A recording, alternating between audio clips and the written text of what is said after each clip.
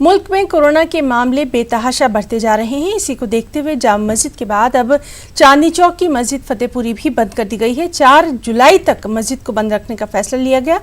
इस ताल्लुक से मस्जिद फतेहपुरी के इमाम मुफ्ती मुकर्रम अहमद ने वीडियो बयान जारी किया।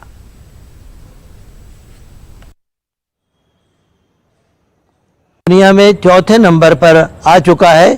ये बहुत ख़तरनाक बीमारी है, इसका कोई इलाज नहीं है, इसका कोई वैक्सीन नहीं है।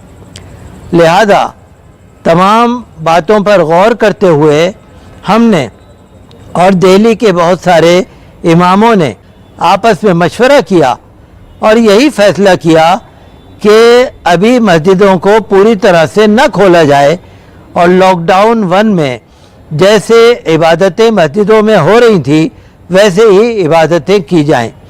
ऑल इंडिया अइम्मा मसाजिद मुशावरत कौंसिल, अंजुमन अइम्मा मसाजिद अहले सुन्नत, ऑल इंडिया इमाम काउंसिल और कई तंजीमों से हमारी बात हुई। हम लोगों ने यह फ़ैसला किया है कि शाही मस्जिद फतेहपुरी को 4 जुलाई तक के लिए इज्तिमाई नमाज के लिए बंद किया जा रहा है।